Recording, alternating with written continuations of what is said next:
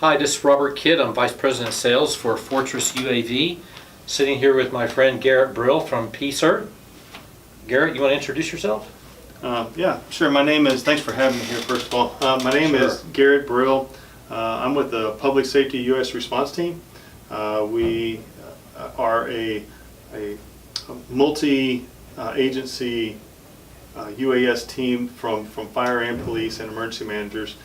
We all come together to kind of help each other within this region. What we primarily do is provide air support for all public safety operations, fire, police, search and rescue, and everything else. That's great. Appreciate you doing that. We do. So in public safety and emergency responders, there's all sorts of use cases. But kind of describe to me how you see the benefits of drones in the public safety arena. Probably the first one, of course, this is the one that everybody kind of realizes, is it gets you that aerial view and it gets you to you quicker. So, before we'd have to call it a helicopter, of course, sometimes they can't fly, sometimes they can. They're an expensive resource, etc. So, number one, this thing does is it provides an aerial view. Now, what does that aerial view add? It adds information.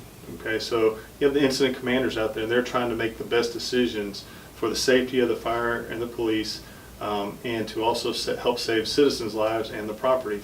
And so with this information comes better decisions, and with better decisions we get better results. Okay, great. So, drones people are concerned about drones in the community, but the fact of the matter is, majority of the time, especially in public safety, they're just looking to help the community, and there's very few instances of negative. And there really shouldn't be much of a concern anyway.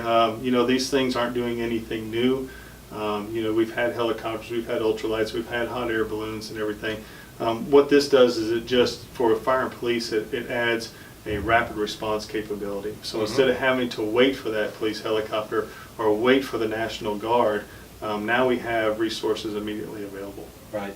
And I guess also I've heard is very obvious, but it keeps our public safety folks safe and out of harm's way in many cases. Sure. And again, so if you took and you had a police officer that was out there, and there was a suspect out there somewhere, and they didn't know where he's at, and we can locate them and then give him a location relative to them. Of course, now they know how to keep themselves safer.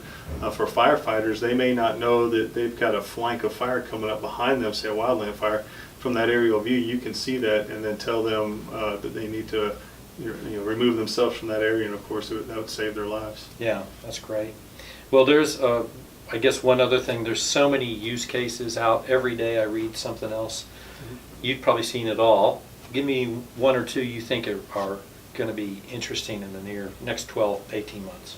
So what's big coming along in UAS industry and public safety is we're transitioning now from just having, I say just, it's not really just, but the eye in the sky, to having full sensor capabilities, but beyond that, now we're having direct communication tools.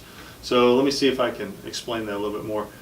One of the missing links from air operations is with helicopters. You have the helicopter operator, right, communicating to a radio to someone who's not directly on his team. He's trying to translate a visual image to audio, and then that goes to him out to the other guy on the ground, and so you have this missing data. Well, with drones, we have one more piece in the middle, and that now you have the incident commander looking directly at the screen. He's part of the team. He knows how to communicate better.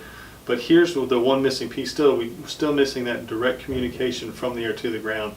So what we're seeing now is and not only that, but communication from the ground to the air. So now we have sensors, say like the XT2, where you can see flashlight beams in thermal.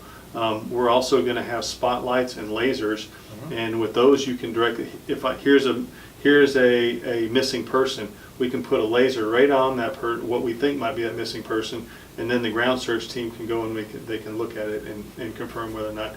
The other thing is augmented reality. Overlays, maps overlays on top of the live image, so that you have all the situational awareness, where the roads are, where any particular area, maybe a suspect or maybe a missing person, you can tag that get the geo coordinates and send them out to a team. Great. That's awesome. We appreciate everything you do for our citizenry and keeping us safe and using the technology. And thanks for coming out today. Well, thanks for having me on. All right, thanks, Garret.